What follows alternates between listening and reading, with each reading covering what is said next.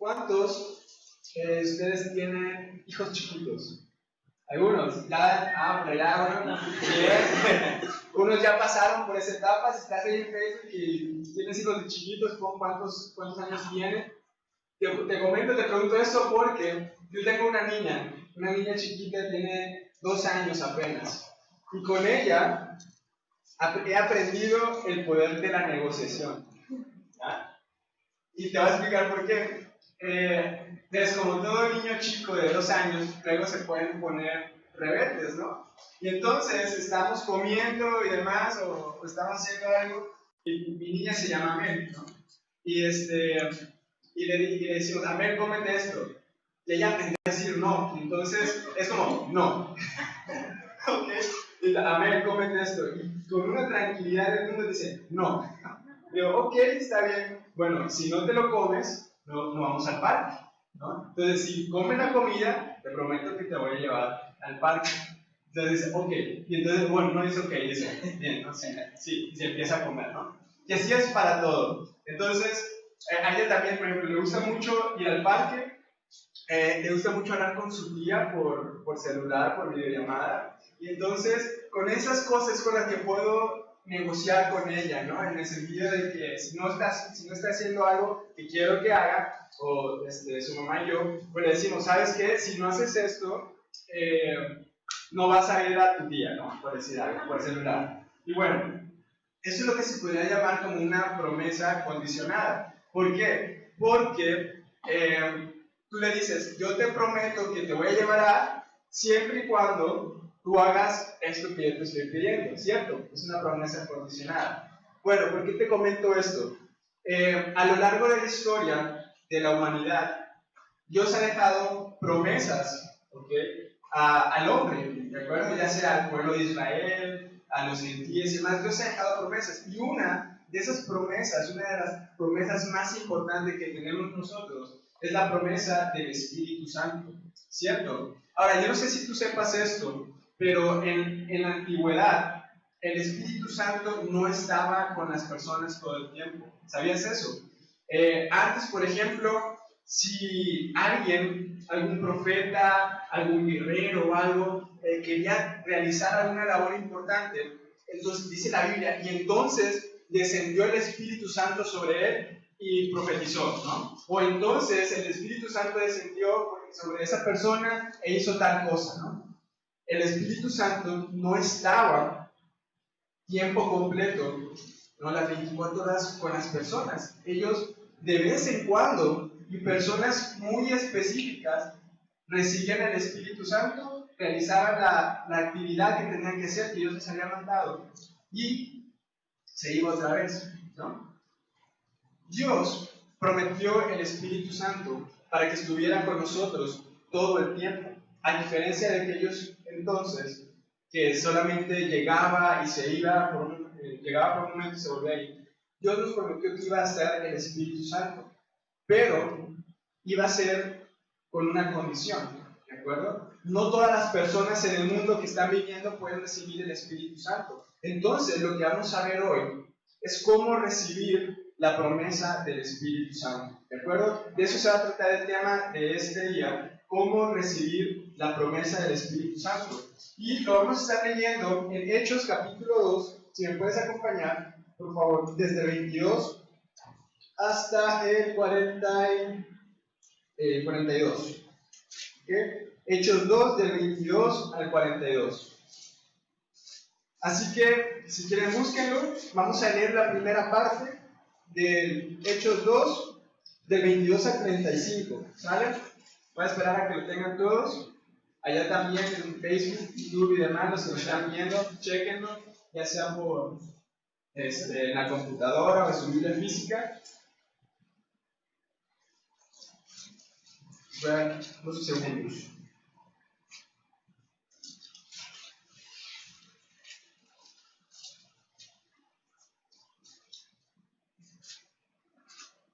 Ok, me parece que ya. Bien, entonces leemos Hechos 2, del 22 al 35. Dice, varones israelitas, oíd estas palabras. Jesús Nazareno, varón aprobado por Dios entre nosotros, por las maravillas, prodigios y señales que Dios hizo entre vosotros por medio de él, como vosotros mismos sabéis. A este, entregado por el determinado consejo y anticipado conocimiento de Dios, prendisteis y matasteis por manos de inicuos, crucificándole, al cual Dios levantó, sueltos los dolores de la muerte, por cuanto era imposible que fuese retenido por ella.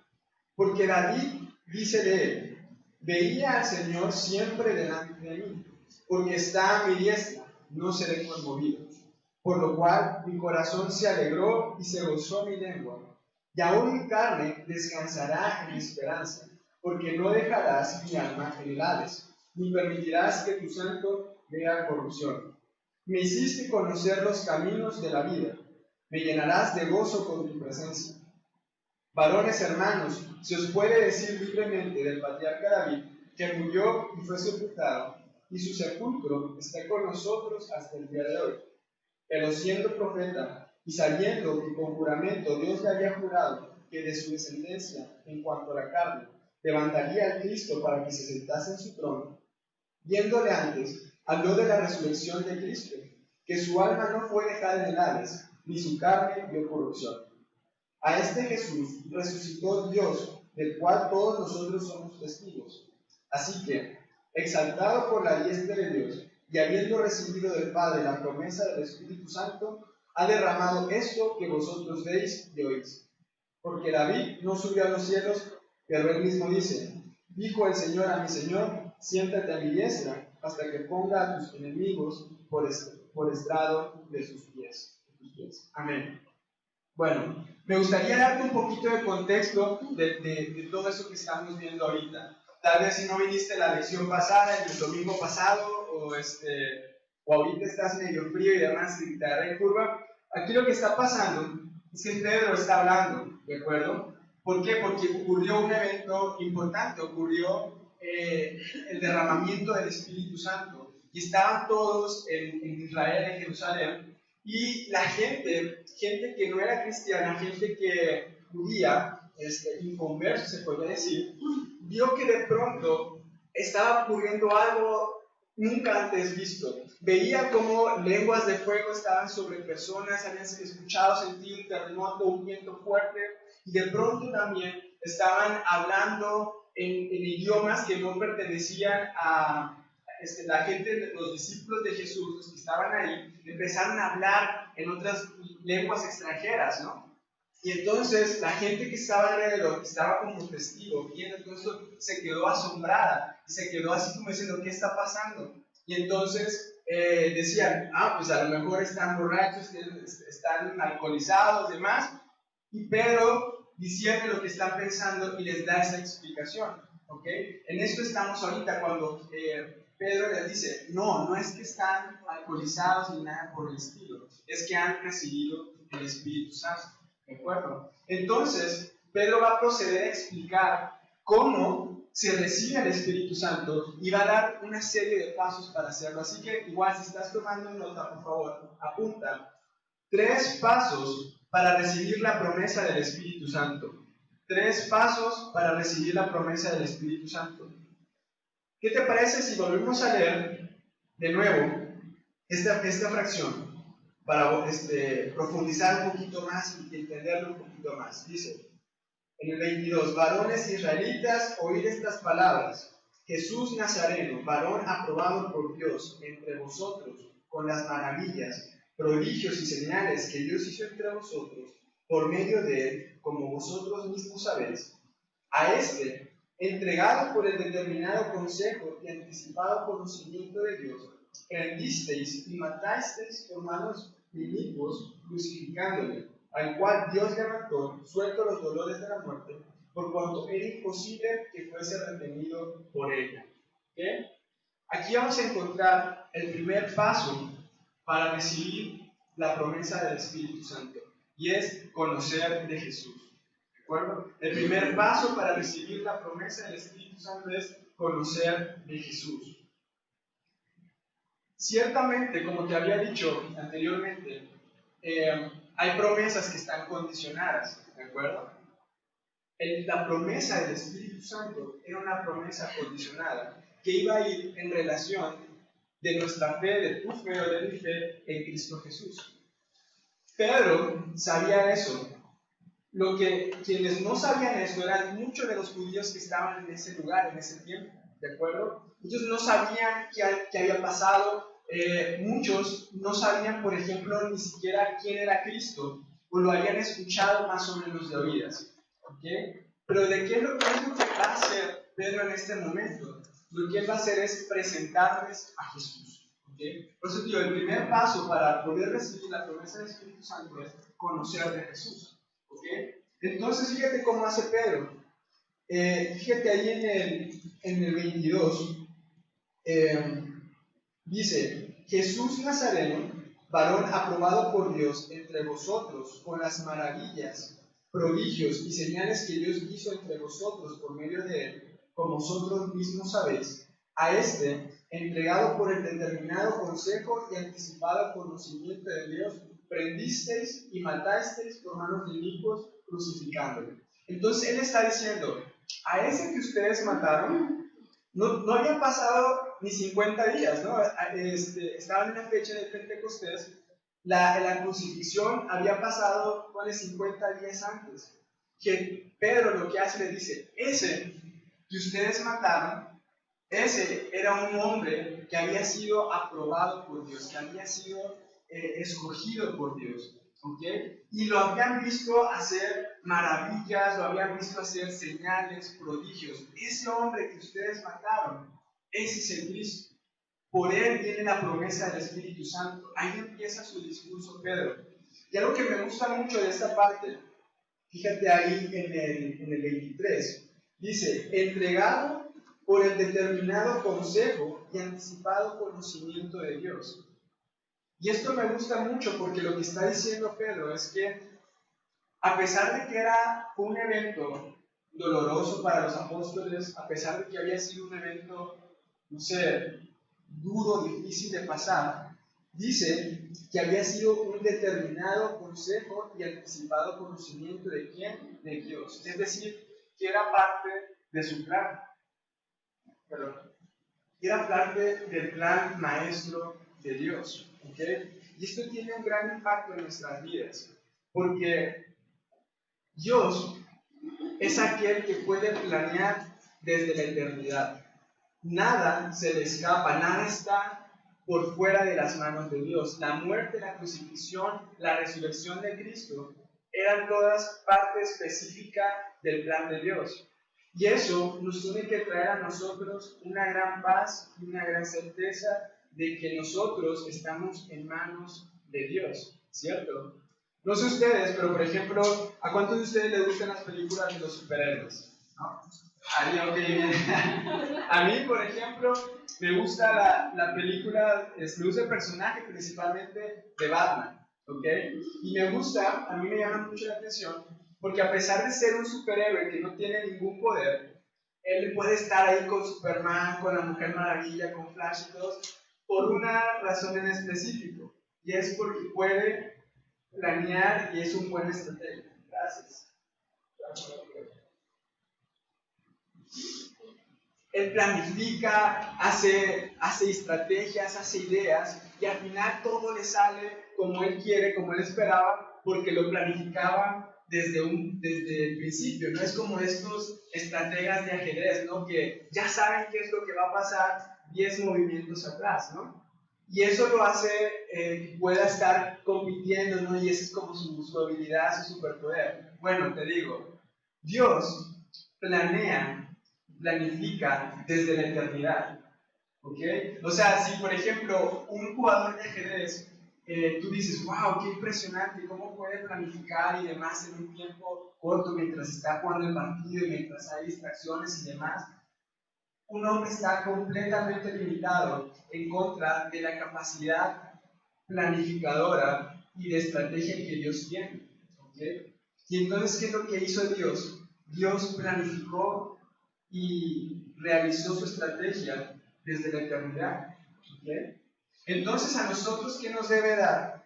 Nos debe dar una gran confianza y una gran tranquilidad de que estamos en sus manos, ¿ok?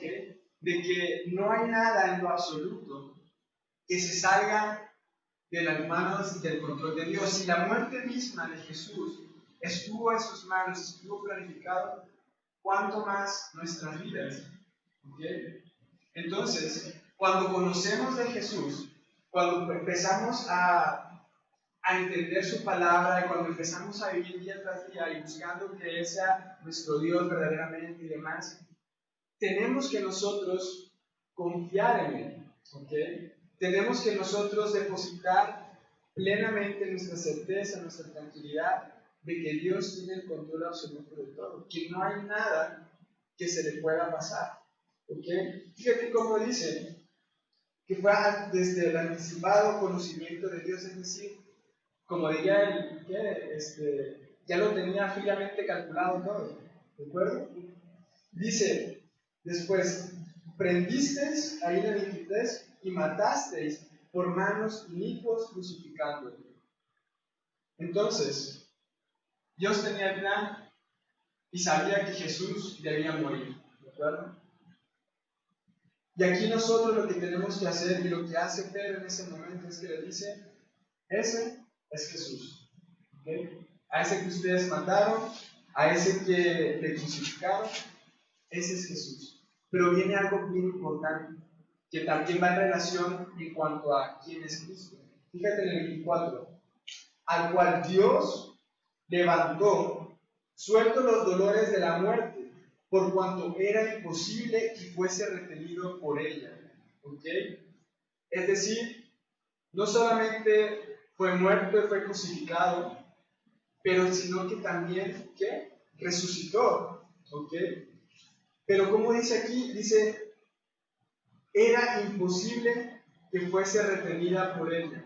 Y de nuevo, me voy otra vez al ejemplo de los superhéroes, ¿no? Y es cuando, no sé si te ha tocado ver, cuando está una persona y es el héroe, y entonces todos los malos se le echan encima, y entonces le hacen bolita, ¿no? Como no sé si lo ven en la primaria, pero hacían bolita, bolita, pues se le tiraban todos encima, ¿no? Y bueno, entonces era como se tiraban todos, y de pronto una explosión y salen todos volando para todas partes, ¿no? Es lo que está diciendo, o sea, la muerte no pudo retener a Jesús, es decir, como que la muerte, el pecado, los demonios, ahora quisieran hacerle bolita a Cristo y no podían.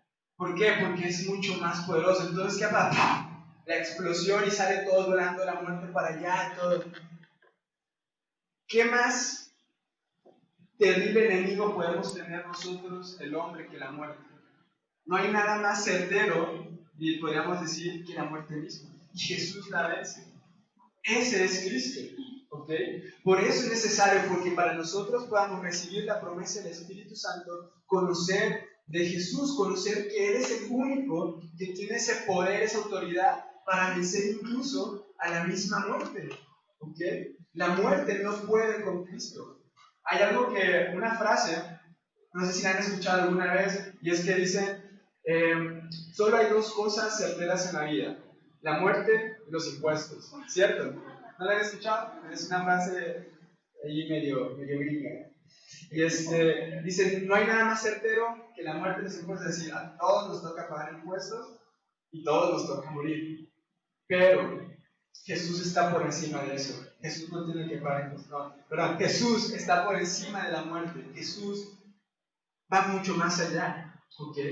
Entonces, cuando conocemos de Cristo, cuando conocemos de Dios y vemos que quién es verdaderamente Jesús, que vemos que ni siquiera la muerte misma lo pudo contener, ¿qué nos debe traer? Una tranquilidad. O sea, son dos, como podemos decir, son dos poderes o dos fuerzas increíbles. Primero, esa habilidad para planificar desde la eternidad que tiene todo el tiempo del mundo para hacerlo Dios. Imagínate, Dios lo sabe todo, lo ve todo, es eterno, lo ve todo, y o sea, es invencible, ¿no? Y aparte, ni siquiera la misma muerte pudo con Cristo. Entonces, ¿qué nos debe preocupar a nosotros los problemas que pudiéramos llegar a tener? Nada en lo absoluto. ¿Por qué? Porque estamos en las manos de aquel que es muchísimo más grande, más fuerte, más poderoso que la misma muerte. ¿cierto? Ese es Jesús, ese es el Jesús que nosotros conocemos, que es el Jesús del que Pedro le está hablando. Y les dice, ustedes lo mataron, ¿no? Pero, como es muchísimo más grande que la muerte no lo pudo contener. Y dice, ya estaba profetizado, ¿okay? Acuérdense que les está hablando a judíos. Los judíos, en teoría, deberían conocer la Biblia. Entonces les dice una profecía Pedro que había escrito el rey David. Chécate cómo dice en el 25, dice, porque David dice de él, veía al Señor siempre delante de mí, porque está a mi diestra, no seré conmovido. Por lo cual mi corazón se alegró y se gozó mi lengua, y aún mi carne descansará en esperanza. Porque no dejarás mi alma en el Hades, ni permitirás que tu santo vea corrupción. Me hiciste conocer los caminos de la vida, me llenarás de gozo con tu presencia. Y aquí David estaba profetizando de Jesús mismo, y Pedro lo explica también, dice, ahí en el 29, varones hermanos, se os puede decir libremente del patriarca David, que murió y fue sepultado, y su sepulcro está con nosotros hasta el día de hoy. Pero siendo profeta y sabiendo que con juramento Dios le había jurado que su descendencia en cuanto a la carne levantaría a Cristo para que se sentase en su trono, viéndolo antes habló de la resurrección de Cristo, que su alma no fue dejada en el Hades, ni su carne dio corrupción.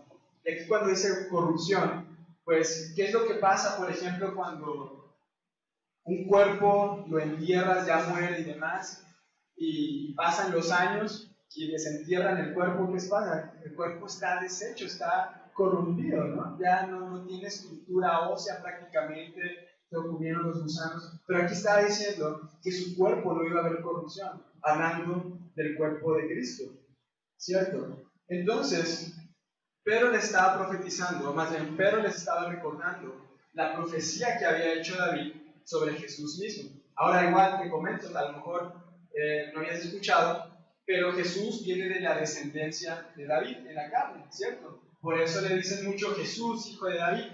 Los judíos tienden a hacer, por ejemplo, de que puede ser tu abuelo, tu bisabuelo, tu tatarabuelo, pero lo llaman tu hijo, ¿no? Entonces, David vendría siendo como el así muchos tatarabuelos de Jesús, ¿no? Y entonces me decían Jesús, hijo de David.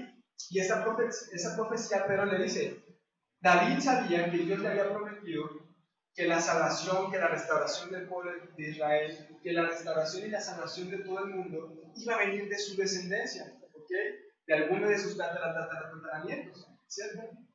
Entonces, David, inspirado por el Espíritu Santo, profetiza y deja esa verdad ahí escrita en los salmos.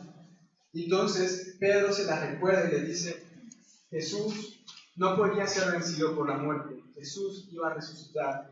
Es Jesús, este mismo Jesús del cual David mismo había profetizado. Y lo puedes ver, él es descendiente de David, él se cumple en todas las profecías, él es el único que podía resucitar, que el único que podía salvar al pueblo de Israel. Lo mataron ustedes hace 50 días, pero acaba de resucitó, ¿no? También, y ya ascendió al cielo. Les presenta el cuadro completo en cuanto a quién es Cristo. ¿De acuerdo? Vamos a seguir ahí en el 31, desde el 31 dice, viéndolo antes habló de la resurrección de Cristo, que su alma no fue dejada en el Hades, ni su carne dio corrupción. A este Jesús resucitó Dios, de lo cual todos nosotros somos testigos. Así que exaltado por la diestra de Dios, y habiendo recibido del Padre la promesa del Espíritu Santo, ha derramado esto que vosotros veis y oís. Porque David no subió a los cielos, pero él mismo dice, dijo el Señor a mi Señor, siéntate a mi diestra, hasta que ponga a tus enemigos por estrado de tus pies.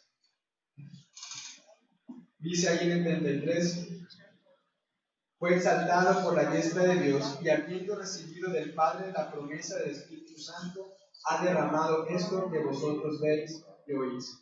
Entonces, termina su punto, podemos decir aquí Pedro, les dice, ese Cristo que fue crucificado por ustedes, ese Cristo resucitó, pero ese Cristo mismo también recibió la promesa del Espíritu Santo. Y no solo la recibió él y se la quedó, sino que la derramó entre nosotros. ¿Okay? Entonces, Jesús es el único que podía derramar el Espíritu Santo. A través de Jesús era el único que podía entregar el Espíritu Santo a nosotros. Y eso es lo que le está diciendo al pueblo de Israel en ese momento. Lo que ustedes están viendo, lo que vieron, este evento particular, este evento sobrenatural que se dio, fue porque Cristo nos los entregó. Ahora yo te hago esta pregunta. ¿Qué tan importante crees que sea el Espíritu Santo? Yo siento que en la actualidad, te había dicho, ¿no? Antes no estaba el Espíritu Santo con nosotros, pero ahora lo tenemos todo el tiempo, ¿cierto? O sea, en el momento en que tú aceptas a Jesús como tu Señor, como tu Salvador, en ese momento tú recibes la promesa del Espíritu Santo. No tienes que ver lenguas de fuego caer encima de ti, ni tienes que empezar a hablar en otros idiomas, ni nada. En ese momento, cuando tú dices verdaderamente, Padre, me arrepiento por mis pecados, te acepto como mi Señor y mi Salvador, en ese momento el Espíritu Santo entra a tu vida. ¿Ok? Pero ¿qué tan importante es? Yo siento que en esta etapa en particular de nuestra historia, menospreciamos al Espíritu Santo, como cristianos incluso. No sé ustedes, piensan lo mismo que yo, ¿cuál piensan esto? Pero creo que es como una persona que sana siempre, no se despierta y dice, wow, puedo ver, ¿no? Gracias Dios porque puedo escuchar, gracias Dios porque puedo hablar y estoy todo emocionado, Dios, gracias porque puedo. No, ¿verdad? ¿Por qué? Porque es algo tan del día a día, tan común que es como se levanta uno de todo y ya, no ve la gran maravilla que es la vista, no ve la gran maravilla que es el oír, el hablar, el estar vivo, estar sano, ¿no? Independientemente de nuestros niveles de sanidad. Pero nos llegamos a menospreciar y es cierto que pasa lo mismo igual con el Espíritu Santo, que muchas veces ni siquiera ya queremos ser guiados por el Espíritu Santo.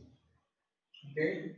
Y mira, me gustaría compartirte un texto, es en Juan 16, del 8 al 11, no tienes que buscarlo, si quieres nada más apúntalo. En cuanto a la función del Espíritu Santo, fíjate cómo dice, y cuando Él venga, está hablando del Espíritu Santo, convencerá al mundo de pecado, de justicia y de juicio. De pecado por cuanto no creen en mí, de justicia por cuanto voy al Padre y no me veréis más, y de juicio por cuanto el príncipe de este mundo ha sido ya juzgado. Ahí está hablando del Espíritu Santo. Y habla de algunos de los roles que tiene, ¿no?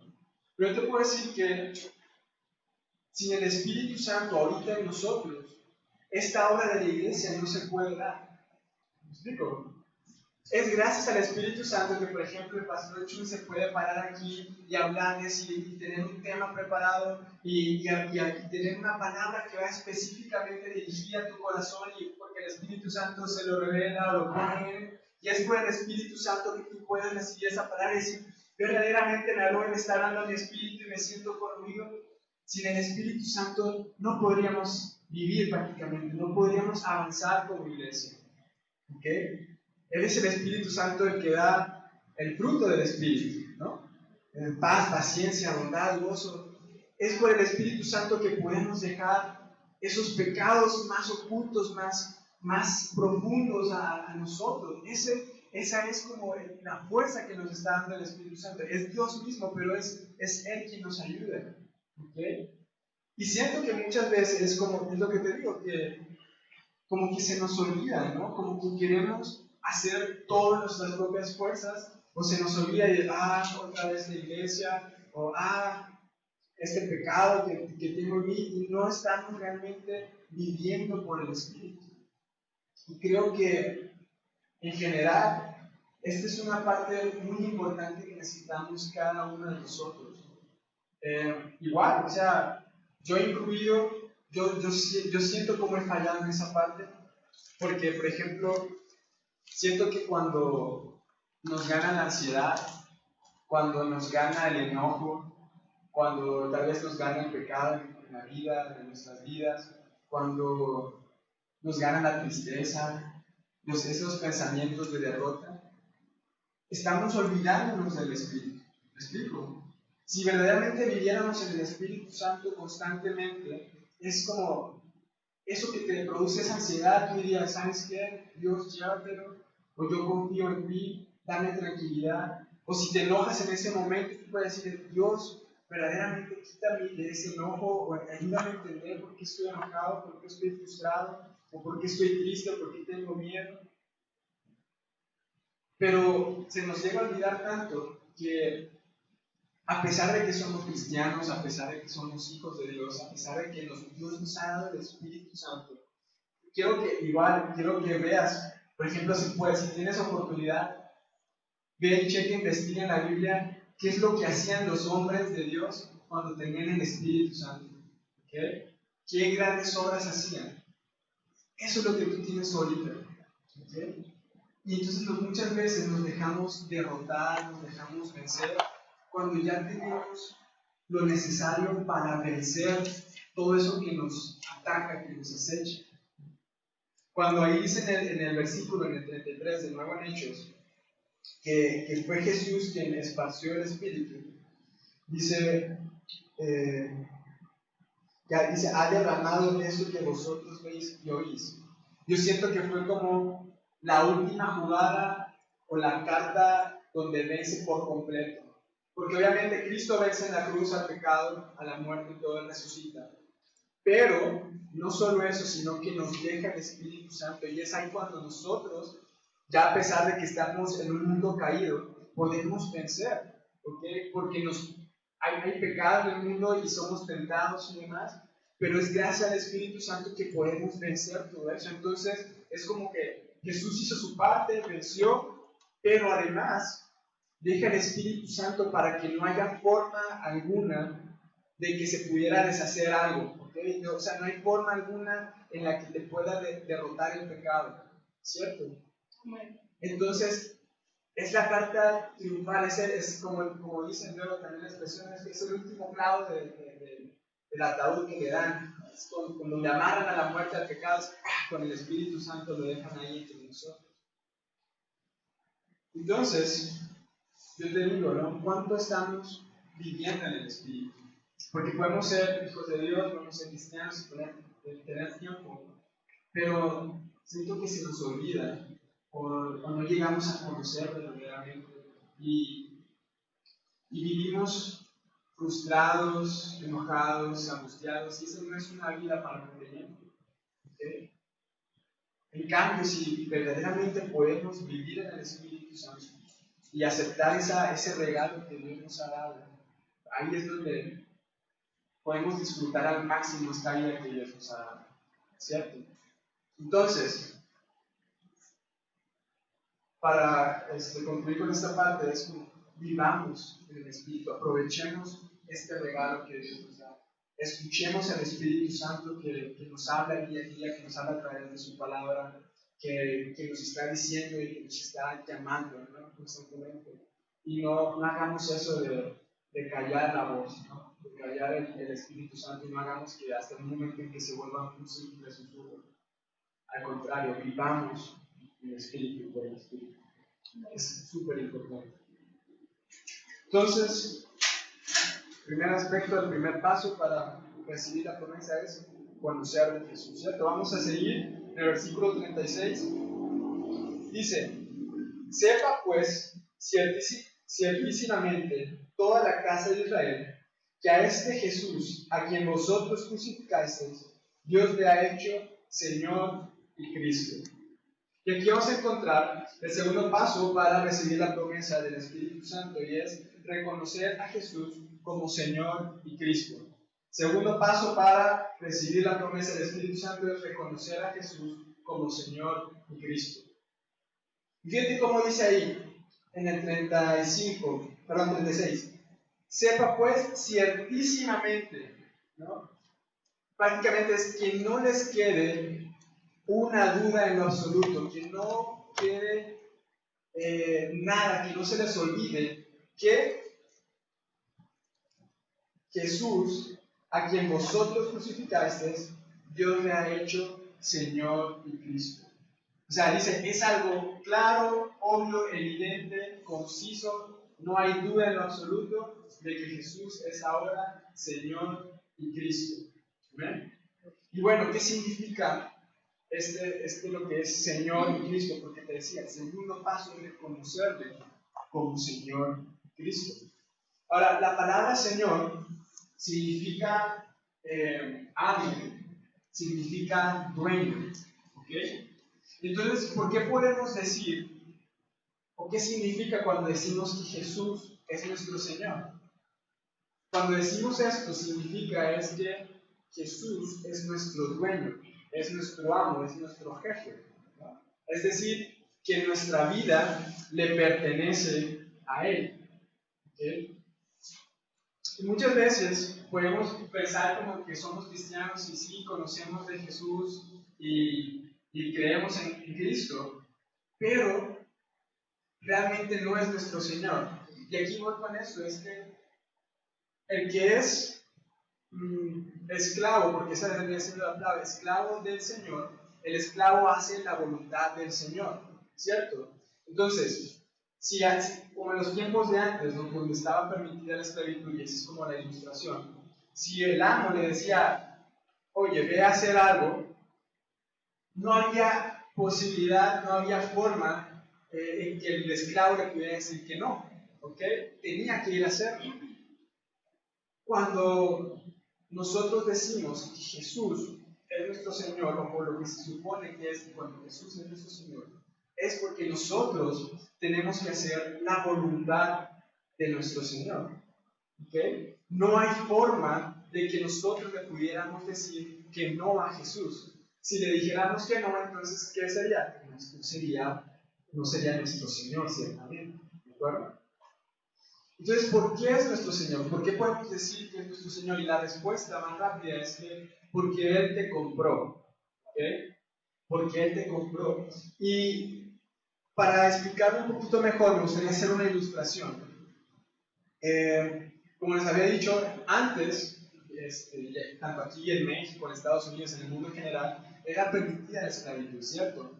Y, por ejemplo, había una clase social que tenía esclavos, ya sea, por ejemplo, aquí en México, tal vez los indígenas que eran tratados como esclavos eran esclavos, o en Estados Unidos, por ejemplo, la gente que era traída de África, los africanos y demás, ¿no? Entonces, para explicarte cómo vino a ser este procedimiento de compra del pecado, vendría siendo algo más o menos así. Imagínate que antes, en ese tiempo, había un señor, un amo, y tenía 10 esclavos, por decir algo. Y esos esclavos vivían en la casa del señor, y ese señor era un mal amo. Los golpeaba, los latigaba, no les daba de comer, los explotaba, los acusaba, los lastimaba, completamente todo, ¿no?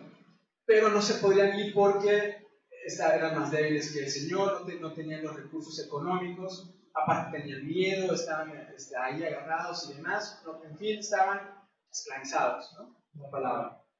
Y entonces, de pronto, se pasa a un señor que igual tiene dinero y demás, ¿no? Y digamos, podemos decir que el precio de los esclavos era, no sé, de 100 pesos, ¿no? Y entonces eran 10 esclavos, en total venía siendo 1,000 pesos lo que tendría el valor de los esclavos, ¿no? En esta ilustración. Pero imagínate que pasa un señor, otro señor, con dinero, y ve cómo está tratando esa persona a sus esclavos, ¿no? Y entonces se conmueve el corazón ve cómo los está maltratando, ve cómo le está haciendo todo eso, y le dice al dueño, ¿no? ¿Sabes qué? Tú tienes 10 esclavos, valen 1,000 pesos, yo te voy a dar 1,000,000 de pesos. Y todos esos esclavos pueden ser libres. ¿Okay? El esclavo que quiera venirse conmigo, se puede venir ahora conmigo. ¿Okay? Y el que no quiera, no, pero ahí está pagado. El otro acepta, dice, ok, dame 1,000,000 de pesos, es un robo prácticamente, ¿no? Porque valían 1,000. El otro amo dio muchísimo más de lo que valían esos esclavos, ¿no?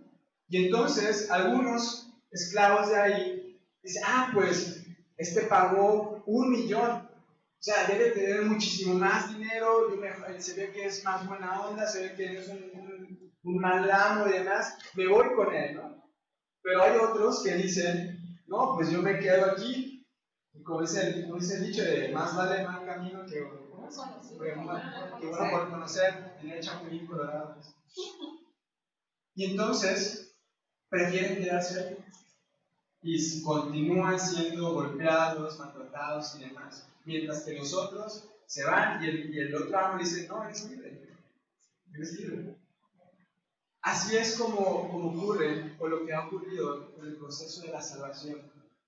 Cristo vino a la tierra y pagó un precio muchísimo más caro de lo que nosotros podríamos valer. Muchísimo más, ¿no? Y dijo, si tú quieres, puedes venirte conmigo.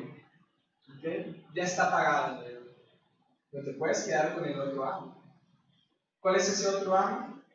El pecado.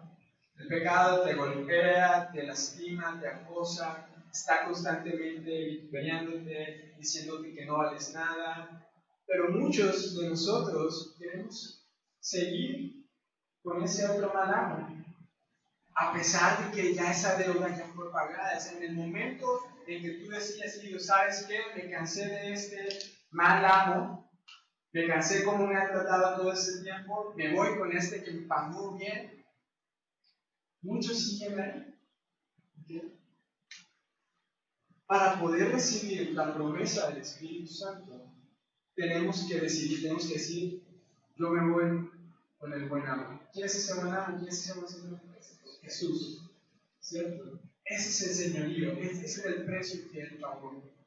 Por eso, para nosotros poder recibir la promesa del Espíritu Santo, tenemos que ir con el buen amo.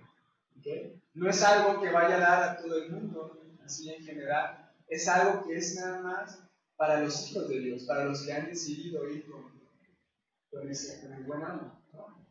Igual me gustaría leerte otro texto ahí, Juan, capítulo 1, versículo 12, lo puedes checar después. Dice,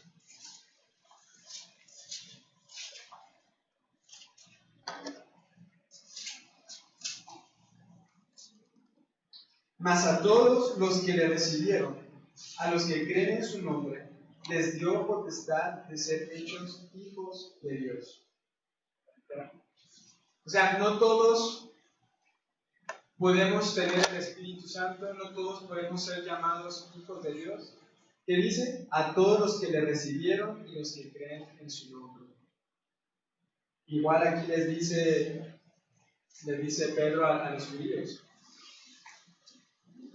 Dios mismo hizo a Jesús como Señor y Cristo. Solo lo que reconozcamos a Jesús como Señor y Cristo, podemos recibir el Espíritu Santo, podemos ser llamados hijos de Dios. ¿Y cuál es la evidencia de que es nuestro Señor? Que hacemos lo que Jesús quiere, que hacemos lo que Jesús nos enseña, lo que Él nos dice, ¿cierto? Esa es la evidencia. Y le dice que es Señor y Cristo. Cristo quiere decir el ungido, la unción del ungido. Y lo que está haciendo cuando reconoces a Jesús como Cristo mismo, se está reconociendo que Jesús es el Hijo de Dios. Está reconociendo que Jesús es Dios mismo. ¿Okay? Por eso, va a haber mucha gente que a pesar puede decir que sí, Jesús fue un buen hombre, Jesús fue un profeta y demás, pero si no reconocen a Jesús como Cristo, no hay salvación para ellos, no hay eternidad, no hay eternidad con Dios, no hay Espíritu Santo que more con ellos. Es necesario reconocer a Jesús como nuestro Señor, como nuestro Cristo, ¿cierto? Y esto es súper básico. Igual para ti que lo estás viendo en Facebook, a lo mejor tal vez hayas escuchado alguna vez que todos somos criaturas de Dios, todos somos hijos de Dios, todos somos criaturas, pero no todos somos hijos de Dios. Lo que necesitamos es reconocer a Jesús como nuestro Señor, como nuestro Cristo, como nuestro Salvador, ¿cierto? Vamos a finalizar. Del 37 al 42 decía, Al oír esto, se compungieron de corazón y dijeron a Pedro y a los otros apóstoles: varones hermanos, ¿qué haremos? Pedro les dijo: arrepentíos y bautícese cada uno de vosotros en el nombre de Jesucristo para perdón de los pecados, y recibiréis el don del Espíritu Santo, porque para vosotros es la promesa, y para vuestros hijos, y para todos los que están lejos, para cuantos el Señor nuestro Dios llamare. Y con otras y muchas palabras testificaba y les exhortaba diciendo: sed salvos de esta perversa generación. Así que los que recibieron su palabra fueron bautizados y se añadieron aquel día como 3,000 personas.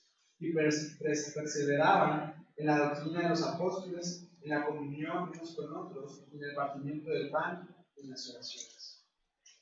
Aquí vamos a encontrar el tercer paso para recibir la promesa del Espíritu Santo, y es arrepentimiento. El tercer paso para recibir la promesa del Espíritu Santo es arrepentimiento. ¿Okay? Fíjate cómo dice de nuevo en el 37: al oír esto se compungieron de corazón. ¿Qué quiere decir esto? Que las personas, los judíos que estaban recibiendo el mensaje en ese momento de Pedro, fueron golpeados. Era el Espíritu Santo que les estaba hablando, y verdaderamente dicen que su respuesta es: ¿qué haremos? ¿Qué podemos hacer? Esa es la respuesta correcta, o más bien esa es la pregunta correcta cuando una persona ha recibido el mensaje de salvación. ¿Qué fue lo que hicieron estas personas? Estas personas recibieron el mensaje, ¿no? Y entonces, y bueno, dice: ya no quiero ser esclavo más del pecado, quiero aceptar a Jesús como Señor. Entonces, ¿qué puedo hacer, no? Y a lo mejor esa es la respuesta, o la pregunta más bien, que tal vez tienes tú o has tenido tú, o las personas que nos están viendo, que nos lleguen a ver: ¿qué puedo hacer? Y la respuesta es arrepentimiento. Arrepiéntete. ¿Okay? ¿Qué significa arrepentirse? Cambiar de dirección, ¿no? Y es como una persona que va caminando y dice: este camino no me conviene, me arrepiento de tomar este camino, y cambia de completo. Eso es lo que tenemos que hacer nosotros. ¿Y en relación a qué? En relación al arrepentimiento, ¿qué? A nuestra vida pasada, a nuestro anhelo por el pecado, a nuestro deseo de pecar, a nuestro deseo de permanecer con el viejo y mal amo que nos golpea constantemente. Te cuento una historia. Antes de vivir aquí a Culiacán, yo estuve un tiempo viviendo en Jalapa, y en la zona donde estaba la iglesia donde yo acudía, era una zona pues de bajos recursos, ¿no? Y toda la gente que estaba ahí en esa zona, toda la colonia, se dedicaban al trabajo, eran albañiles, ¿no? Pero tenían un vicio, todo este grupo de personas, era súper común, y era que les gustaba mucho tomar, la caña. Yo creo que es como lo más económico por allá, y es una bebida alcohólica que toman, se acostumbra por allá en Veracruz, no sé, aquí también se acostumbra a tomar caña, ¿no? Y tenía un amigo y que súper clavado con el alcohol, ¿no? Pero de esos mal plan, así de que se emborrachaban y se perdían por completo, y pues era de ahí de esa colonia. Yo le decía: ya, deja eso, deja ese vicio, ¿no? Y se me quedaba viendo y me decía: mañana. Decía: ya, esta es la última que me he hecho, ¿no? Hoy, esta noche, y ya. Y era así todos los días. Cada vez que me lo encontraba, yo decía: viejo, ya, no, deja esto, ¿no? Y siempre: no, ya, ahora sí, mañana. Obviamente, ahí no hay arrepentimiento. ¿Por qué? Porque todavía anhelaba eso. Decía: quiero disfrutarlo un poquito más, un día más. Y esa es la gran mentira. Cuando te arrepientes verdaderamente, cuando verdaderamente quieres que haya arrepentimiento en tu vida, tienes que desear quitarlo por completo, de raíz. Es decir: ya no quiero nada más en lo absoluto con este pecado. No quiero, ya, o sea, por favor, Dios, ayúdame, quítalo. No quiero nada, no quiero mañana, quiero ayer, no quiero que esto se haya ido ayer. Ese es el arrepentimiento verdadero. Es el arrepentimiento que nosotros tenemos que tener todos los días. ¿Okay? Porque no es un arrepentimiento de que, me arrepentí hoy y ya mañana, pues ya, Dios, no, o sea, ¿por qué? Porque nuestro cuerpo, nuestra vida, nuestro mundo, todo tiende hacia el pecado, entonces estamos constantemente bombardeados por el pecado, que es lo que nos está como acechando constantemente, es cada día, Dios, me arrepiento de eso, no quiero ni siquiera desearlo, no quiero pensarlo, quítalo de mí, es un arrepentimiento constante. ¿Okay? Ese es el arrepentimiento y ese es el último paso para poder recibir el Espíritu Santo, para verdaderamente que Jesús sea tu Señor, tu Salvador. Te tienes que arrepentir y es un ejercicio constante. Y mientras estemos, por ejemplo, como que jugando y deseando el pecado, digamos, mañana, ¿no? Mientras estemos con eso, no va a haber verdadero arrepentimiento en nuestra vida. Y quiero leer, igual lo puedes apuntar, pasaje de Isaías 1:10, donde habla del verdadero arrepentimiento.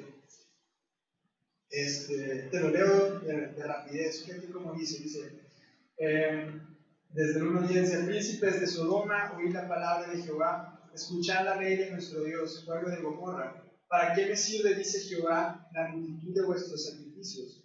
Hastiado estoy de holocaustos, de carneros y deseo de animales gordos. No quiero sangre de bueyes, ni de ovejas, ni de machos cabríos. ¿Quién demanda esto de vuestras manos? Cuando venís a presentaros delante de mí para hollar mis atrios. No me traigas más vana ofrenda, el incienso me es abominación. Luna nueva y día de reposo, de convocar asambleas no lo puedo sufrir. Son iniquidad vuestras fiestas solemnes. Vuestras lunas nuevas y vuestras fiestas solemnes las tiene aborrecidas mi alma. Me son gravosas, cansado estoy de soportarlas. Cuando extendáis vuestras manos, yo esconderé de vosotros mis ojos. Asimismo, cuando multipliquéis la oración, yo no iré. Llenas están de sangre vuestras manos. Lavaos y limpiaos. Quitad la iniquidad de vuestras obras de delante de mis ojos. Dejad de ser lo malo. Aprended a hacer el bien. Buscad el juicio. Restituid al agraviado. Haced justicia al huérfano. Amparad a la viuda. Venid luego, dice Jehová, y estaremos a cuenta. Si vuestros pecados fueren como la grana, como la nieve serán emblanquecidos. Si fueren rojos como el carmesí, vendrán a ser como blanca lana. Si quisieres y oyeres, comeréis del bien de la tierra. Si no quisieres y fueres rebeldes, serás consumidos de espada, porque la boca de Jehová lo ha dicho. Ese es el arrepentimiento, dice. Ese arrepentimiento que busca hacer el bien. Y con eso, dice, si ya dejas de buscar el mal y demás, yo te voy a limpiar tus pecados. No importa qué tan sucio puedas haber estado, no importa qué tan profundo hayas cavado en ese hoyo del pecado, yo te voy a limpiar. Dice, pero arrepiéntete. ¿Okay? Ese es el tercer paso para recibir la promesa del Espíritu Santo. Como te digo, cuando tú conoces de Jesús, cuando le entregas tu vida, cuando lo reconoces como tu Señor, tu Salvador,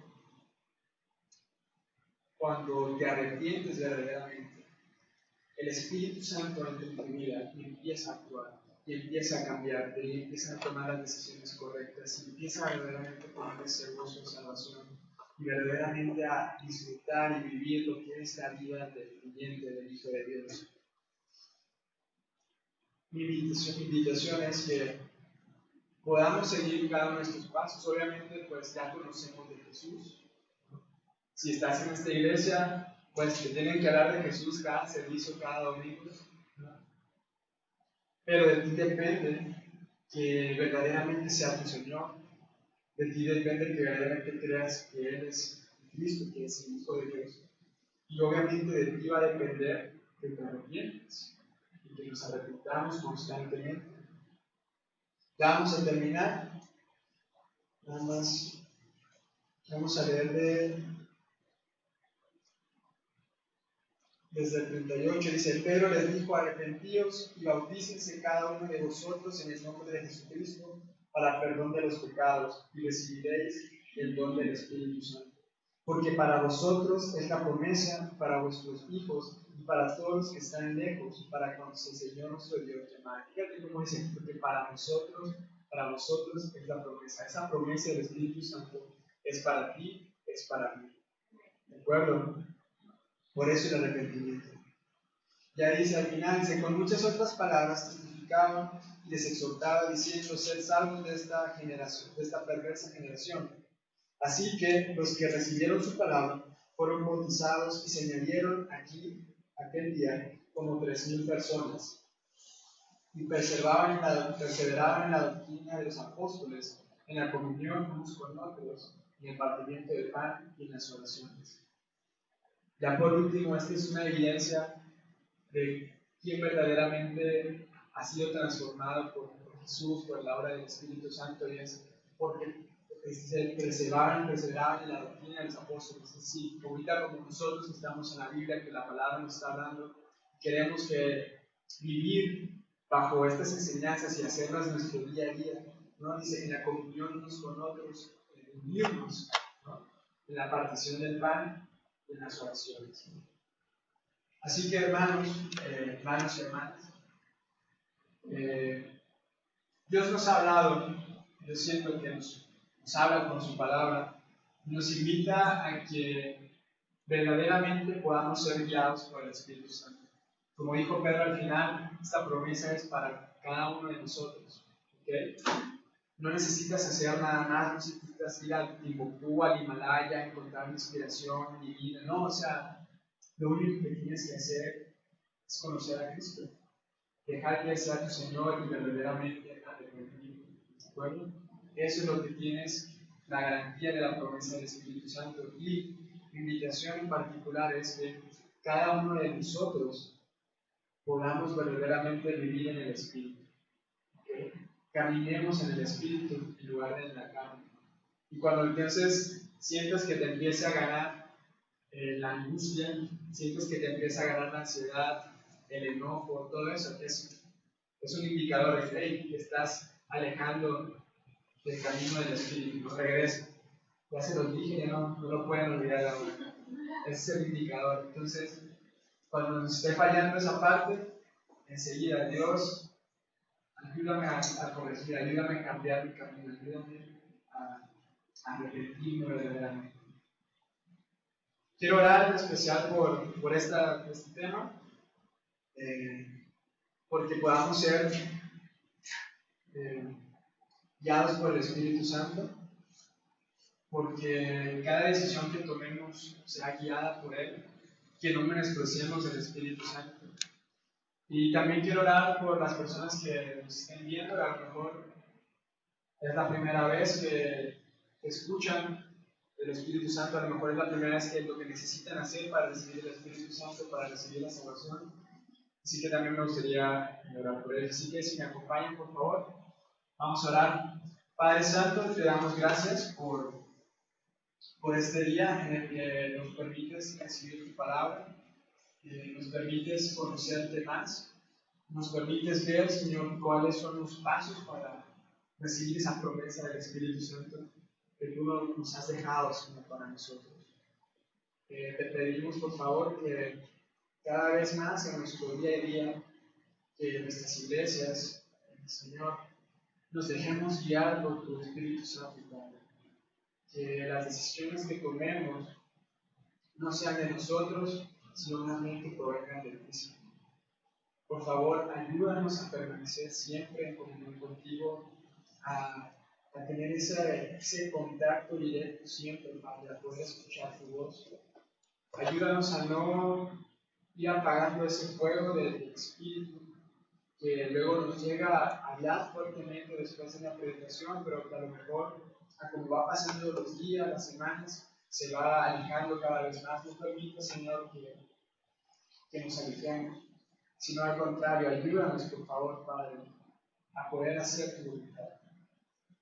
Ayúdanos a poder ser siervos fieles, obedientes, sobre todo. Que verdaderamente te podamos decir, Señor, que eres tú nuestro Señor, porque te obedecemos, Padre. pone en nosotros ese deseo de obedecer y que a pesar de lo que el mundo pueda ofrecer, de las tentaciones que puedan haber, a pesar de todo eso, que nosotros podamos estar siempre en comunión contigo, Padre. Te lo pedimos que esta iglesia sea guiada por tu Santo Espíritu, que Pastor Chuy, Señor, siempre esté guiado por tu Santo Espíritu, que la visión que tú tengas para esta iglesia, Él la pueda escuchar y pueda ejecutar, Señor, las acciones que tú has puesto en Él. Oro ahorita en particular por los pastores, los líderes que están allá en el viaje, Señor, y que tú los puedas guiar, que tú les des nuevas fuerzas a cada uno de ellos para esta obra que están haciendo, Padre. Ayúdanos, Señor, a dirigir tu iglesia hacia el rumbo que tú quieres que tenga y que podamos causar impacto en este lugar, en esta colonia, en esta ciudad, Padre. Pero no lo podemos hacer sin tu Espíritu Santo guiándonos. Te pedimos siempre esa fuerza, esa fortaleza que solamente